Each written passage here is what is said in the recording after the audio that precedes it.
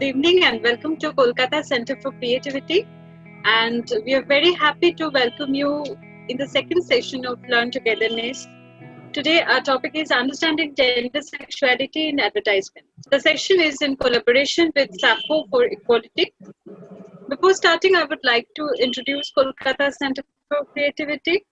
It's a multidisciplinary interactive arts center located in Kolkata, which works for inclusivity, capacity building, well-being in society through presentation, promotion, appreciation, and application of different art disciplines in cultural landscape of contemporary India.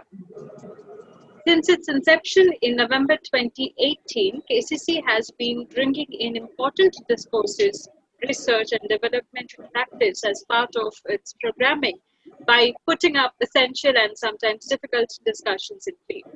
And today's session is one of the initiatives that KCC has been taken. I would like to introduce our panel. Before starting, we're having Mr. Rangan Chakraborty.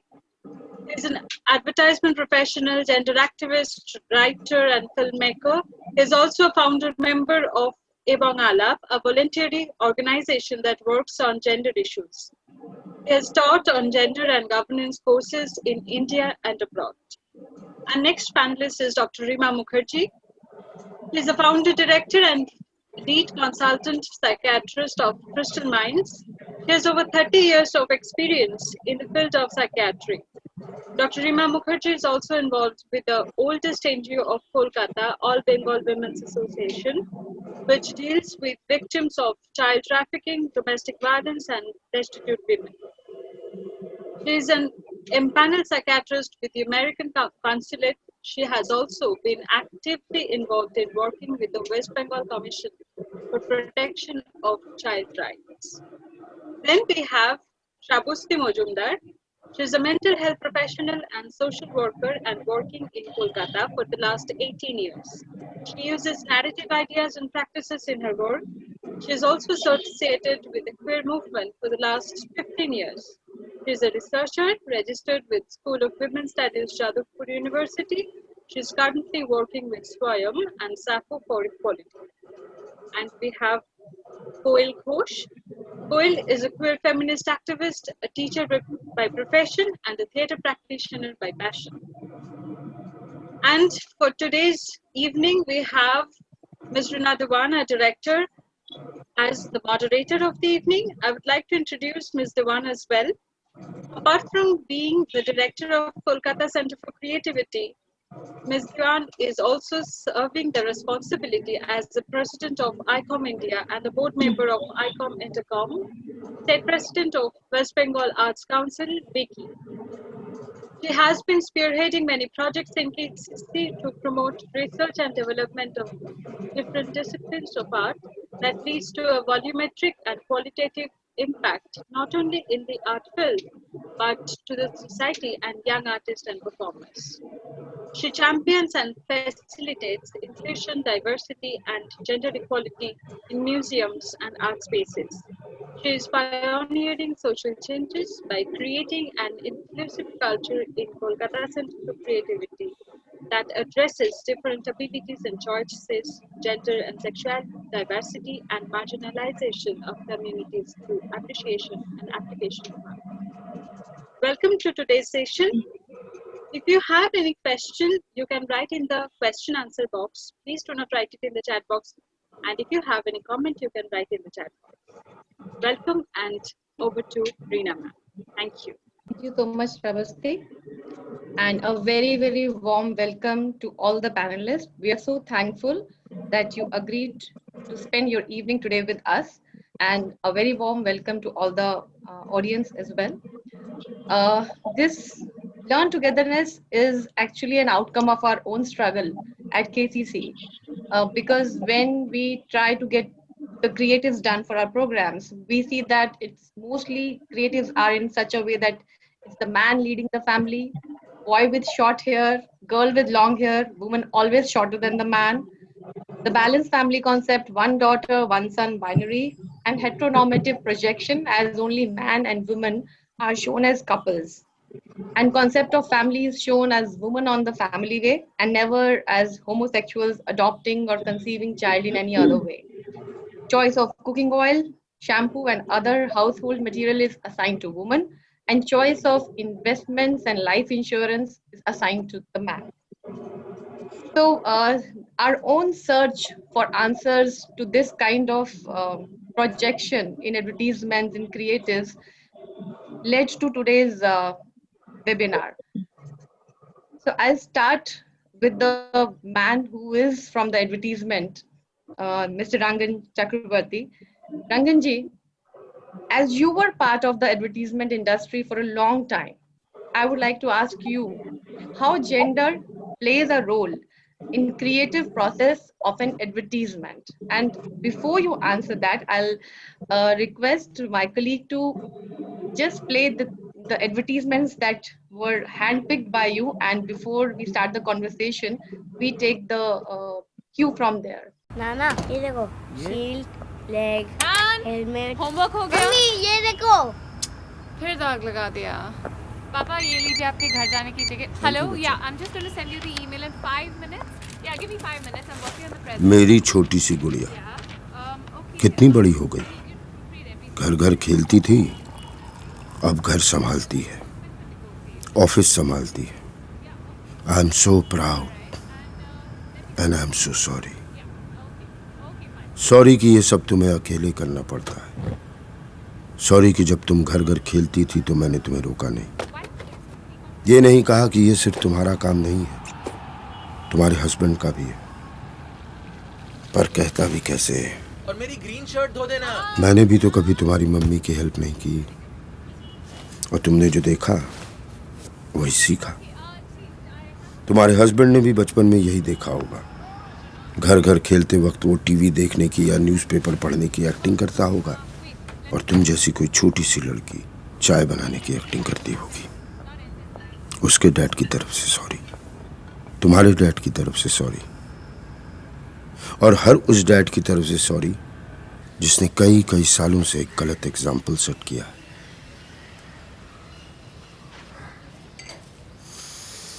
पर अभी भी देर नहीं हुई। इस sorry के साथ मैं अपनी तरफ से एक छोटी सी कोशिश करूंगा कि घर के काम में मम्मी की हेल्प करूं। किचन का किंग ना बन पाऊं तो कम से कम लॉन्ड्री में तो हाथ बटाऊं। इतने साल एक गलत एग्जाम्पल सेट किया है, अब कुछ सही कर जाऊं। तुम्हारा पापा।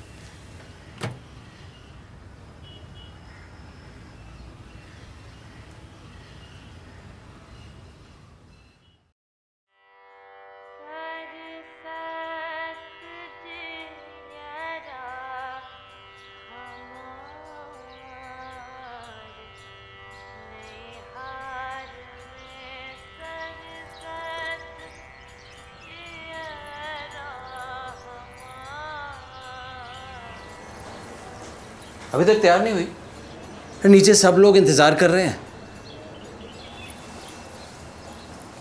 पापा, सिर्फ समोसे खिला के कैसे डिसाइड कर लो कि ज़िंदगी इसी के साथ बितानी है? जल्दी आना।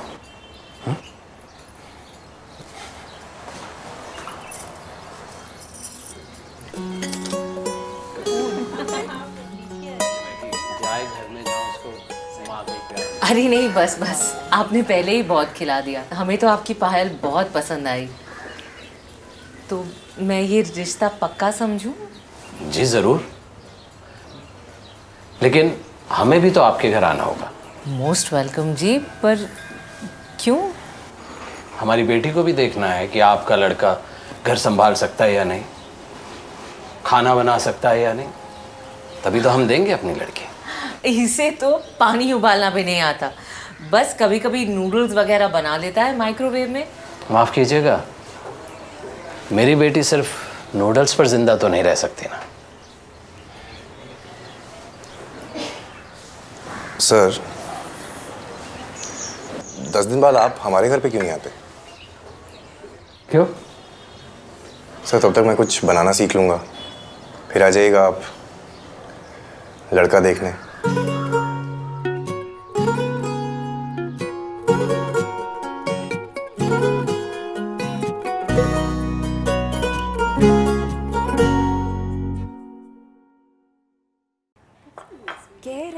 सेटल हो जा। कब तक अकेला रहेगा यूएसए में? एक कप गरम कॉफी पीने के लिए भी बाहर जाना पड़ता है ठंड में। 1 मिनट। हाँ, कुछ लीजिए ना। 24 आवर्स कॉफी, इसी के साथ सेटल हो जाइए। No visa problem. शादी के लिए रेडी है? क्या है ना aunty ji, I am not a kitchen appliance. Havells Appliances. Respect women.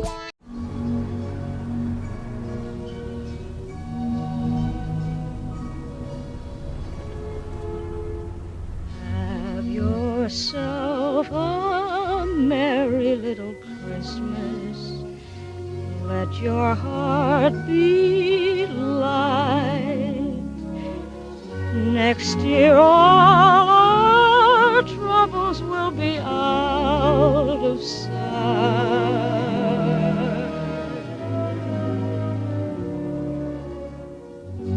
Have yourself a merry little Christmas. Make the Yuletide gay. Until then, we'll have to muddle through somehow.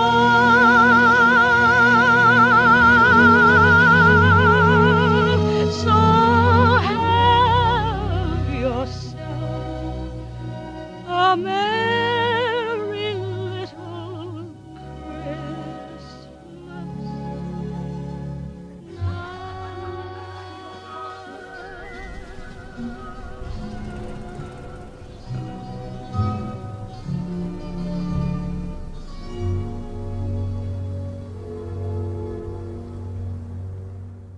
Phenomenal advertisements. Thank you so much, Ranganji, for recommending these for the show.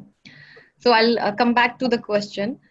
As you were part of the advertisement industry for a long time, I would like to ask you how gender plays a role in creative process of an advertisement. Actually, the ads that you showed now are new ads, and this is not how ads were made earlier. So this is a kind of mirror to the changing times, to the changing issues around gender. Because one thing we must remember when discussing advertising, that though it comes in as a creative product, it looks like almost kind of a form of art or whatever. It is basically a very hardcore business operation. Advertising, all advertising is basically aimed at selling something. Either it sells a corporate image, corporate brand, or it sells a brand, a product, a Sunlight or a Geo or whatever. So basically, the job of advertising is not to change the society, but generally it follows and reinforces social norms, generally. But when, suppose for long years of movement by women and some men, long year of movements by gay people and lesbians and other people of other genders and stuff like that, society has changed. There are working women now. There are couples who are not typically heterosexual couples. So advertising is bound to, is forced to kind of give space to these kind of images. But advertising will only do it because these are markets. Because there is no morality about advertising. Advertising is not about morality. Advertising is not about people's rights. It's about creating markets or feeding markets. So that is something we need to keep in mind. So gender does come in a very, like anything else comes in. You still find a lot of typical macho ads or feminine ads or whatever. But because things are changing, for example, there are thousands and hundreds of thousands of women who are riding two-wheelers. So you get now a film star who's a woman riding a scooter, because that is where the market is. So advertising wouldn't create it. Tomorrow, if the women are pushed back into their homes and not allowed to ride scooters again, advertising will again create scooter ads only for men, not for women. Meaning it's not about creating markets or empowering people. Absolutely. So in a way, you're saying, Ranganji, that it is actually advertisements are catering to already existing market, and they're not there to create new thought process. If something is getting created, then of course it reflects in the advertisements, but they themselves do not take that agenda of creating new norms or creating new thought process. So tell me something, that if in your experience, how comfortable clients are if you propose to them advertisement ideas that challenge gendered roles or heteronormative family structure. You see, basically, when you talk about a client, you are talking about a person like you and me. Like, I'm not talking about individuals, but people who live in the society. So if you live in a society which is patriarchal, which is heteronormative, then most clients are also patriarchal and they follow heteronormative things. So many times the automatic suggestion is to be conservative, to be patriarchal, whatever. But sometimes what happens is that, you know, as a client, you have two roles. One, what you believe in as a person, as a father, how you believe in your daughter, what you think the role of your wife should be, how you have seen your mother to perform certain things and you'd like somebody else to do that. That is one aspect of you as your core human emotions. But at the same time, if you are somebody who's trying to sell, let's say, a Havel, where you are finding that today there are a lot of families which are double income families. Women are earning, and Havel is a slightly expensive home appliance set. And we know that today, if people want good lifestyles, usually the double income helps. Lot of men who wouldn't otherwise allow their wives to work are allowing it today because of economic prerogatives. So in that case, as a man, you may be a patriarchal person, but as a marketing person, you are trying to push that Havel. So you are creating an empowered woman's image to sell your product. So like in any other field, there are a lot of these contradictions and inner tussles and stuff like that. But usually, I think in India, most men, the stock response is patriarchal, like in every other field. Stock response is right. patriarchal.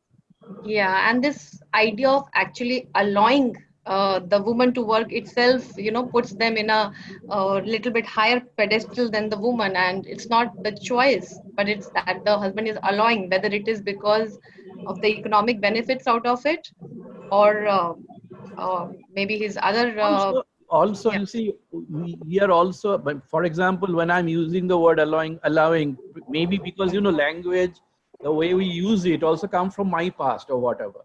So it may be in every case, it's not allowing, it's negotiating, it's also being pressurized to give it. So meaning my language is also not fully free from patriarchy because I'm a product of patriarchy also. So, subconsciously I'll use words which probably shouldn't be used. You know what I mean? So these kind of struggles are continuously going on. I think most of the time, even people like me, meaning I have consciously believe in a lot of things, but subconsciously I do fall prey to very male chauvinistic, very patriarchal things that I say. So that is also a struggle within us. We have to be aware of that because that is important. Thank you so much. I'll bring in Koel now to continue the same conversation.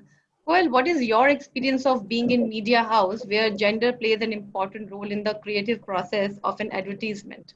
Yeah, so basically, somewhere I do agree with what Rangan sir said, that at a lot of times we do not really, and as a ad agency person, I have seen that there is not much agency of the person who's making the ad in making decisions as to what kind of ads will go forward. Yeah, that is, I completely agree. But as a person who comes from a gender sexual minority background, I have often felt that I am not represented in the ads that are shown, that I don't have a space to talk about, I don't see myself in those ads. I've always felt very alienated when I've seen ads that typically has a father and a mother and a child, and I don't see anything about my identity, about my sexuality represented.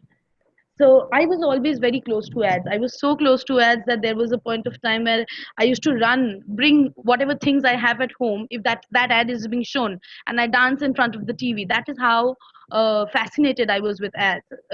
then when I realized that I want to do something in advertisements or in advertising field, I have learned all the taglines of, and that is how I got through my masters and finally landed up a job. But when I actually went into that field and started working, I've always felt very silenced, very invisibilized, because my story doesn't feature in ads like this.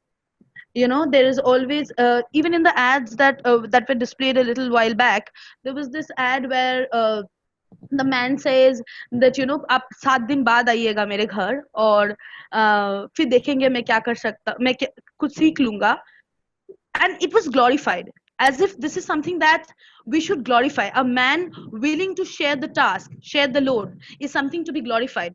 Isn't that what is expected? Isn't that what it is supposed to be? Isn't it very isn't it the way it should be? Why should we glorify things that are expected out of people, out of genders? The way, the day we keep hero worshipping men for doing the basics of basics of humanity, I think the problem will persist. Sir said very rightly, Rangan sir pointed out that we are all agents of patriarchy. Sometimes we make an ad and we think that okay, this will also cater to an audience who's female, female by birth, so maybe the person will feel uplifted or see themselves.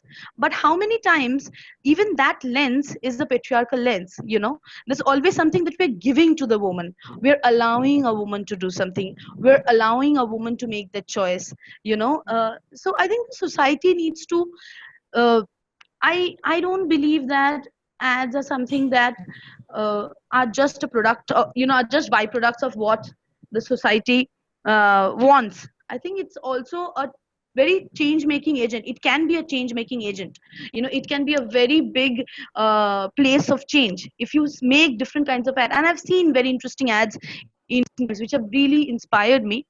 So I think people see themselves in an ad and they know that they're included, they feel included. I think that is a responsibility that advertisement personalities advertise, the people who make it, they need to take it up, and it is being done. I will not say that nothing is being done. A lot of people are taking that effort and making those ads. So I think I am very positive, at least in comparison to films. I think advertisement still does a much better job. Thanks, Koel. So actually, you very rightly said that I would say not only advertisement but also films, they are a very big change maker if they decide to do that. So I'll move on to Rima now. Rima, so in the continuation of our conversation, from where I see advertisement plays a major role, as I said, along with films, in shaping mind of mass. From your perspective, how does these advertisement affect the mass? See, the thing is that advertisements, they kind of reflect societal psychology and their thoughts. So when a lot of damage can be done through these advertisements. And I think as Mr. Rangan Chakraborty mentioned, that advertisements are not, it is about earning money. It is not about, it is not about bringing about positive change in society. It is about them earning money. So let us see that the unhealthy food that is being advertised, the drinks, the fizzy drinks, tobacco, alcohol, all which affects youngsters. We are from a very healthy Indian balanced diet. People are moving into boxed cereals, which are completely laden with sugar, trans fat, which are very unhealthy. And nowadays you don't hear people coming, children come and they don't have the usual Indian breakfast that we have been brought up, and which is now people are saying that it's very healthy. They are having Maggi noodles or Vai noodles for breakfast, or they are having chocos, so these are all very unhealthy. This is causing obesity. Then we have the typical stereotype women's body image, that she has to be zero figure and as a result of which, I mean, there are so many women who are very dissatisfied, very unhappy. They're developing anorexia nervosa because and they are body shamed if they are, if they have weight problems, and they can become very neurotic in order to attain that zero figure. So again, these are very unhealthy practices. Tobacco, alcohol is advertisements of tobacco. This is about showing that this is about being macho. So teenagers, these affect teenagers. So I think that definitely a lot of there can be a lot of very negative impact on the mindset of people. And since we are talking, so we are still promoting stereotypes, and secondly, we are excluding a whole lot of population who are in the minority. And so there is the LGBT community who's completely still, I mean, except for very modern recent advertisements, they were either ridiculed or they were left out of, like Coyle mentioned, she completely felt alienated. And then we have those with, we show this happy family. We don't talk about a lot of things that is reality. We project an image of bliss. Having a child, it is blissful. Having a happily married, they lived happily ever after. So divorce is still, do we talk about divorce? Do we show things like divorce in an advertisement? Do we show people with autism or ADHD in advertisement? Do we show gender issues in advertisements? No. But they are also people who need to be shown in. So all these sections are actually completely alienated from the world of advertisement. So so we are still seeing everything as being normal. Only largely what we see on advertisements, that is considered to be normal. So anybody outside this is actually, you fall into the unmentionable group. So we don't really want to deal with that, or we don't want to talk with that. So movies are making a lot of difference. And I think advertisements are also slowly changing because there is a lot of activism happening. And for that, I think there are advertisements that are changing. And there are some very good advertisements that are bringing in, including the LGBT community. And I've seen some wonderful advertisements. For example, there's something coming out of the closet. There are two girls who are coming out of the closet. Basically, they're and then there's one on The Visit. So there's this girl who's coming to see the lesbian. This is a lesbian couple who plan to settle down, and one of their mother is coming to see them, like how they come to see the groom or see the brides, like that. So these are new advertisements that are coming up, and I think that slowly there is a change in advertisements. Thank you so much. That's of course, as we say that it's chicken comes first or the egg. It is like that. Whether you make it more marketable, sellable, or you talk about change, it's one thing how the advertisement people also want to see it, because I feel as Ranganji himself acknowledged that the mindset needs to be changed of the people behind it.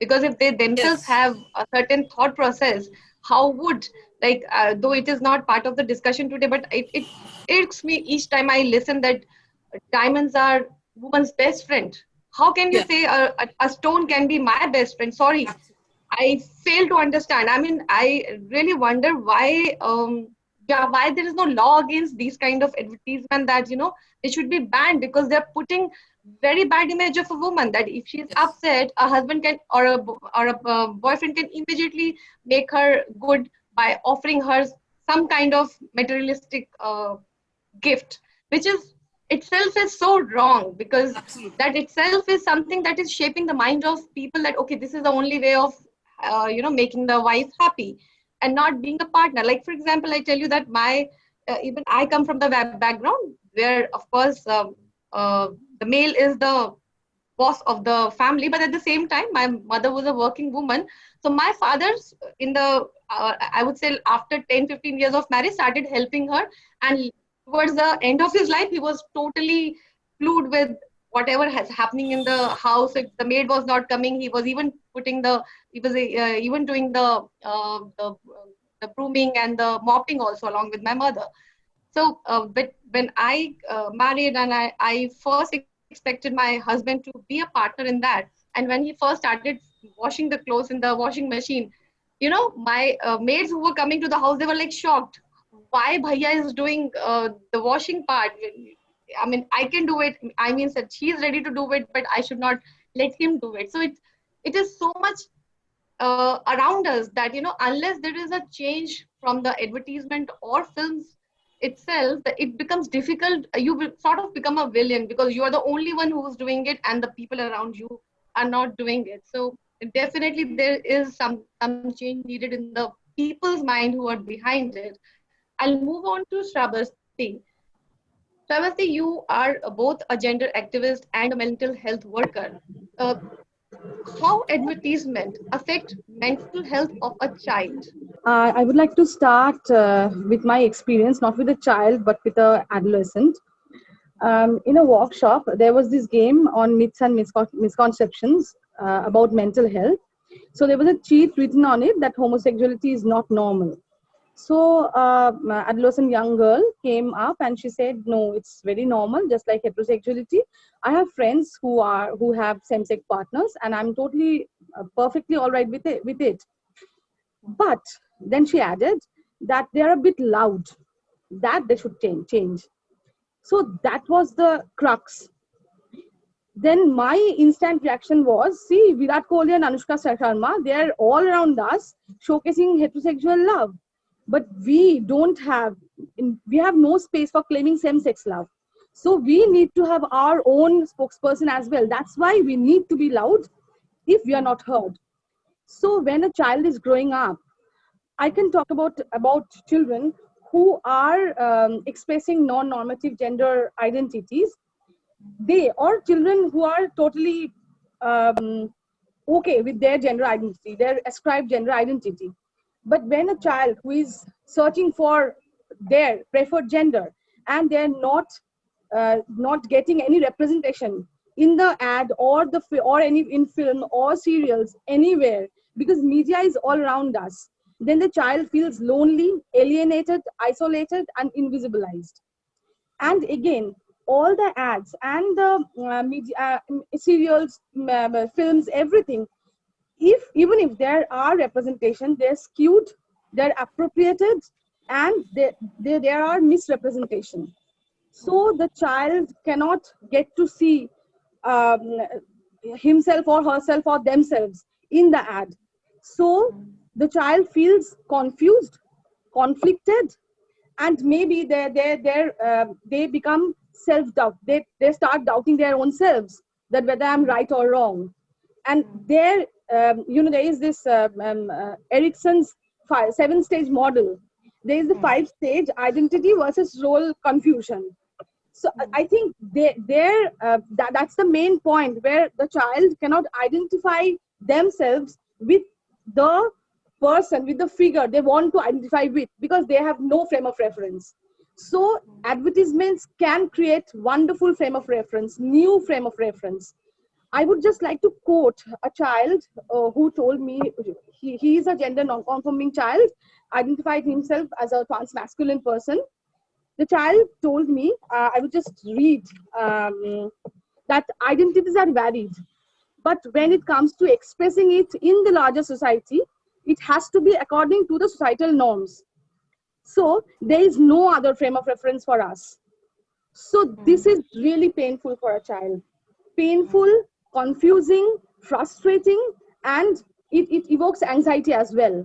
And a child also feels afraid that if I go and tell anybody that I am like this, I'm not like the other children you are seeing around you, I'm like this, then that person might not believe me. So while growing up, if a child or an adolescent experience situations where he or they are not believed, not trusted, then it creates a lot of tussle in them. So it becomes difficult for them to have their mental well-being intact. You know, from the early life, if we sort of start showing them that there are more than one or two ways of living your life, the more than one or two way of choosing the way you want to live your life, I think the acceptability would be much easier for everybody, and people will not struggle with this kind of thing that they have to really hide or be loud. As you rightly said, that be loud is because there is no they have to make space for themselves. Even in the films also, you very rightly quoted that I it didn't come to my mind even a couple who's homosexual. I'm sure there must be many homosexuals in film industry. We know about them, but as a couple, I don't know. It doesn't come to my mind immediately. So yeah, that's true. Thank you so much for your reflection. I'll move on to now Rima again. Rima, by the time a person joins an ad department, their mental framework towards gendered role and heteronormative structure is already made, like Ranganji also acknowledged. So how do you suggest they can be sensitized? See, they need to be sensitized just the way various social issues are sensitized in certain groups. Like, I mean, I'm just drawing a parallel. Like in the media, they need to be sensitized how to report or show suicide. Similarly, in advertisements, they need to be sensitized through workshops, through showing them the sensitive movies and the ads that have come up in recent times, and definitely through ideally, see, I feel there are a lot of creative people who are in the queer community, a lot of creative people, and really, like I think Koil was mentioning, they should be there should be more representation in the ad world by these people, because they are going to be able to, and they should be given more say in how the advertisements should come about, because, and they should also have, in these workshops they should have people like those who are into art and creativity to come and talk about these issues, and of course mental health professionals to educate them, because I think it does, gradually there has been a change in the advertisement. So some degree of sensitization has been happening. And I think that it is for, it is for us to be able to bring about this change in a bigger manner. And I do think that it is possible. For example, because of the Section 377, at one time, there was a fear. At one time, there was a fear that, this was not legal. So representation of that through advertisements, there could be a backlash, and there was. I mean, in the past, whenever there were attempts to show, because I think as far back as 2014-15, there were attempts at showing, advertisements where they were trying to address this, but there was a fear. Even in America, for example, they showed a couple who were an interracial couple who were having a serial, and that brought a backlash in a place like America. But gradually now they have shown advertisements where they are showing gay families, like fathers are gay and they have they have adopted kids, and these are much more acceptable. Now that in 2018, the Section 377 it's been decriminalized. The gays are have accepted now. So people are, I think, going to be, and it is only 2020, and you can kind of write off this year because of the pandemic. But I think that people are going to, gradually with time, people are going to get bolder vis-a-vis advertisements, because it has been allowed now. So people are becoming more confident. Like, I know I have had patients, I mean, since coming back from England, that was about almost 24 years ago. the kind of the problems that people came at that time from the LGBTQ community and what they're coming with now are quite different, because that time their parents would say this is illegal, this is a crime, this is not acceptable. Now it is different. It is, she still looks better in a sari. To ask her not to, look, she went to a wedding and we insisted that she wear a sari. Look, I've taken a photograph. So it's no longer that it is illegal. It is just that somewhere we still are not able to accept. But so we are still trying to convince her, so there's the acceptance hasn't, of course, come totally. Of course not. We are a very long way to go, but the anxiety and panic that was associated.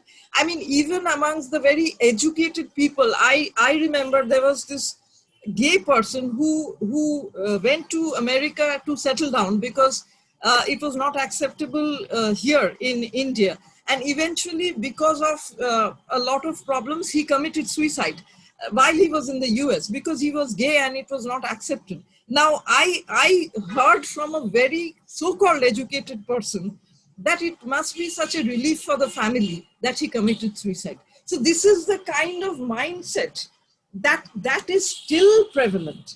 But I believe that there is definitely, especially amongst youngsters, they come and say, ma'am, I'm a lesbian, 13-year-old coming and saying that I'm a 13-year-old, but my mother is not accepting that. That's a huge change. And then there is a gay 14-year-old coming and saying my whole school knows I'm gay and they have accepted it very well.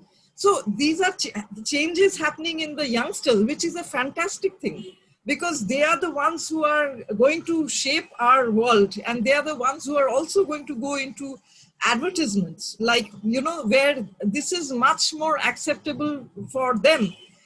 So I do have a lot of positive feeling about the change that is going to happen. And since it has only been legalized 2 years ago, I think gradually there will be changes in society. Absolutely, because what we are talking is right now of the urban spaces. And if urban spaces have such a struggle, definitely Absolutely. It's going to be much difficult in the other parts of the country. I'll ask you, Ranganji, in the advertisement industry, in the country, do we have any laws that where, an ad has to be made in a certain way, or it cannot be shown like this? Is there any law protecting or the rights of people when the advertisements are made? Yes, there are certain laws. Firstly, I think there is a certain kind of law which is not about specifically about advertising, but about any kind of communication, like any film or something. There are certain things you can't show, certain things you can't talk about. So there is a law like that. But within advertising, there's an Advertising Standards Council of India, ASCI. So they apparently keep an eye on advertisements, and they control, and sometimes, I can't give you an example right now, I don't remember one offhand, but sometimes some advertisements get withdrawn, pulled out because of anything that is particularly objectionable. So yeah, so there are certain laws to control advertising, but as we can see, like obviously the law is quite loose, because there are a lot of things we still see which are not really very nice or whatever, but they, for example, like there is no law against that. There was one ad, I'm an old person, so all my ads are about 10, 15 years, 20 years back. There are two kids who were having some kind of a food. I don't remember whether it was tomato ketchup or something like that. So there was one kid who was having it, the other kid asked for it. So the kid who was having it said, why should I give you? Why don't you go and ask your mother to get it? And that was the ad. Like, this is a proud baby, and it's apparently telling all mothers that go and get this food for your kids so that they don't have to beg it, to beg others for it. But I thought that's a stupid, cruel, nasty ad, and that should be immediately not allowed in any society, because as Srabhasti was saying, it must be very harmful young kids to see that, because already in our schools and places we have this culture where parents are constantly saying, don't show your not answer papers, but don't share your notes with anyone, don't share your tiffin with anyone, don't share these, don't share that. The whole thing is focusing on this completely self-centered human beings who are coming up. And this is not exactly to what we are discussing today, but I think there is this fear of other. What I'm trying to say, this is fear of other. Fear that, like here, how is it defining it? That if you have something that is normal for everybody to have that thing, to afford it. If it's not, then whether it's a gay person or a religious minority or a poor person, that's other. So don't mix with that person, like just avoid it. That is the kind of social straitjacketing we are going through. That I think has already happened in India to a large extent, what probably is the reason for the state we are in. And, like in terms of intolerance and in terms of not so much social protest happening in rapes and other things. But that is a dangerous thing. Thank you so much. I'll move to Koel now. So Koel, since you are part of the people what we are talking about, and we are saying that they are not represented well in the advertisement. So according to you, of course we have listened from Rima, but according to you, what suggestions you have on the sensitization process in ad and creative making? Thank you. Thank you for the question. I think the first thing, as Shravasti Wajumdar very correctly pointed out, is that there is no point of reference. When a queer child, when a child from the LGBTI, when a person from the I will not refer a 13-year-old as a child. A 13-year-old has enough agency to decide for themselves. It is by a very early age that a person can decide or can talk or know. They know. So so there is no point of reference. Point of references for people from the IQ population plus population needs to be developed. A. B, there has to be sensitization programs. There has to be awareness campaigns. This has to be done with the media professionals. They have to come forward and ask people who are gender activists, who are mental health professionals, to, if they do not have an idea about an ad, instead of assuming someone's gender or assuming that this is okay, this is an okay ad to go, you can of course ask someone who is a gender activist or who is a mental health professional as to whether these are meeting the parameters or whether they are triggering or they are, for example, causing anxiety to another person. Your ad is meant to entertain. It is supposed to sell a product. It is not supposed to marginalize a community. If that is happening, then you might, my friend, have to go back and reflect. You have to maybe work on your ads. You maybe have to work on your creatives. That is your responsibility, and you have to take initiatives for the same.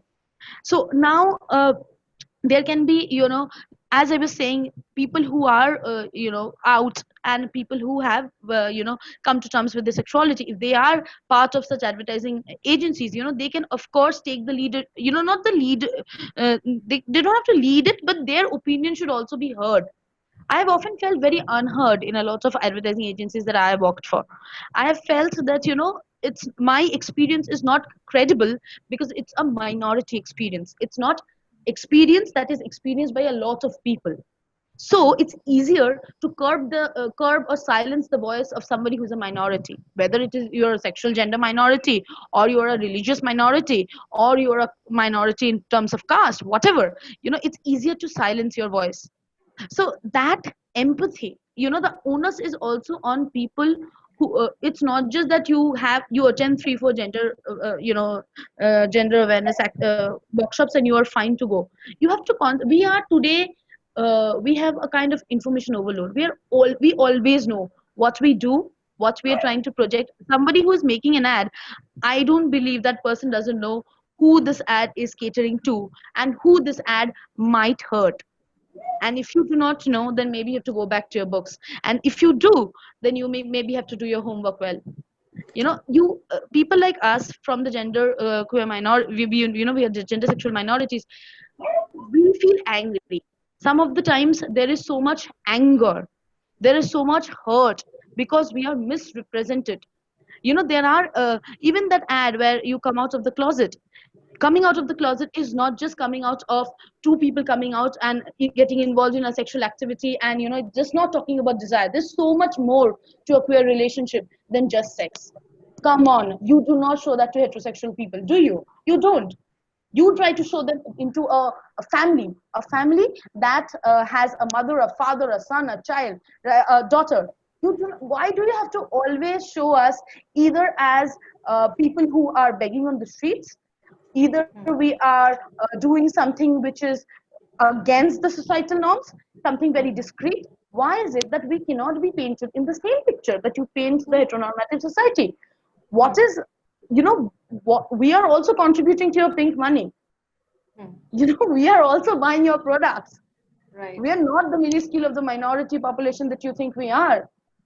So if you want us to buy your products, if you want us to be your buyers, you better make ads that talk about us.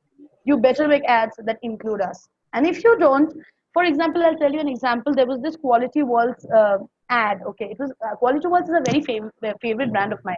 Okay, because it is an ice cream that a middle class can afford. Okay, and there was this biscuit that they were selling. It's a biscuit that we're selling, and with that biscuit, which had vanilla ice cream in between, and that was wrapped with a paper that had stories. And the story was that a boy is wooed by the hair of a beautiful, presumably woman. When he goes near to that person, he sees that that is not a woman, but a man with a long hair. And immediately, the person feels extremely flabbergasted by the entire thing and walks away. And that's where the ad ends. Do you understand what kind of teaching? Who are the people who eat these ice creams the most? Children. What are you showing them? What are you teaching them? I am a teacher by profession now. I teach. Trust me, the kind of sexual slurs that I hear from 13, 12, 10-year-olds, and most of them are, "Abhe tu to gay hai, abhe tu to ladki hai," and I'm talking about very, good schools of Kolkata today, and that is what the language is. If you want to abuse, if you want to bully someone, you abuse them on the basis of their sexuality. You're feminine, tu ladki jaisi hai. Where are you learning this from? Where are you learning this from? From the advertisements, from the media, from the television, from the films. If you don't, that is what the children are seeing. It's okay to talk in this language. It is okay to talk about someone's gender and sexuality. It's normalized constantly, and they feel it's absolutely okay. It's fine. This needs to change, and this has to really. I get very angry whenever I start talking about all of this, but I think you get the point. Yes, of course. And anger is also justifiable because when one is constantly shown in a bad light, it of course, the anger is bound to be there. And anger is also bound to be there because these things can be easily changed, which we are not changing by choice because we really do not care maybe. So I'll take a question from the audience in between. It is for Shravasti. Shravasti, one of the people from the audience is asking, what do you think should be done during the early school years by the schools? Because schools themselves are not very acceptable. So about talking about these kind of things. For example, if a teacher is homosexual, there is full chance that there would be some complaints from the parents कि बच्चे को बिगाड़ रहे हैं. So what is your stand, or what is your suggestion for the school to handle this subject? Teacher sensitization is the first thing I feel as a guardian also, because we are very much trained to think in the lines of binary, and all our thought processes are appropriated in the heteronormative, monogamous, binary guided society. So the teachers need to be sensitized about the issues so that they can break the binary and they can show the students that there are other options of living as well. You can live the way you want to. I would just like to give an example. There was a child, and he's a PAGFB, person assigned gender female at birth, but he wants to play football in the school's team. And there was this notice on the school notice board that whoever wants to play football can come to this park at this time. So the child was really excited, and he came to his parents and said that I want to go, I want to get into the football team. So the father happily took him to the football ground. But then the teacher said, no, she is a girl and she cannot be included in the boys group. This has to be changed. You can have a students football team. You might not segregate it into a girls team and boys team. There are other examples also. A teacher is asking the students to write an article on Saraswati Pujo, and the teacher is instructing that girls, you write that what color sari you have worn, you wear, and the boys will wear pajama Punjabi, and you write about that, how you feel wearing a pajama Punjabi. So this is fun. This is very fun. This is crazy. A girl or anybody can wear whatever he, she, they wants. A boy or anybody can wear whatever they want. So this has to be changed. This binary, this thought process guided by the binary norms of binary societal norms need to be changed. And for that, teacher sensitization is a must. And if possible, gender studies. I know sex education is a big thing, and they will never allow it in school, in the sacrosanct realm of the school. But gender studies, they can. So introducing gender studies and sensitizing the teachers is really the need of the hour. And maybe if there are children who are gender non-normative, supporting them and listening to them. And before that, the teachers need to be sensitized so that they can support and listen to them. So the main thing is advocacy, sensitization, and introducing gender studies in school curriculum. There's another question for you in continuation of this one, Shravasti, is that who are the people who are right for the sensitization of the teachers? The people who are living their lives, who are living non-normative life, who have the experience, Japoner obhiggata, that is very important. You know what it is to live a life in a binary-based, heteronormative, monogamous society, which is always bombarding you with these strict do's and don'ts of societal norms. So community people, activists, and mental health professionals, social workers who know, who has done their research, who has, who know what